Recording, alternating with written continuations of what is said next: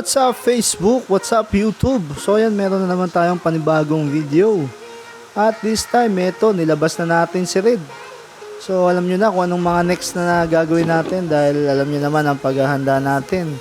Kailangan consistent. At yan, meron nga siyang sariling gamit. So just in case na magkaroon ng aberya sa daan, so syempre wag naman sana. Meron tayong sariling gamit para i-detain to si Red. At syempre meron naman tayong kaunting kaalamanan pagdating sa pagme-mekaniko. So yan, nakita nyo naman, meron pang talagang paris na guantes yan para pag ayaw mong marumihan ng kamay.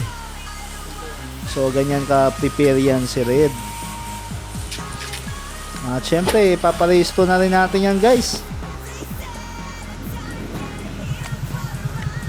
So yan, meron talaga siyang sariling gamit. At dito kinakabit na namin yung sa panggilid niya.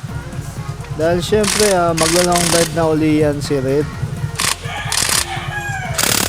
Ayan, kababalik lang namin ang panggilid niya. At syempre dito bali bago na rin yung battery niyan. Talaga ni-ready na rin natin yan. At kailangan kasi naka-prepare tayo palagi. Just in case na magkakaroon nga ng problema, meron tayong panlaban. So yan, ito na nga, kita nyo naman yung smooth na biyahe ni Red.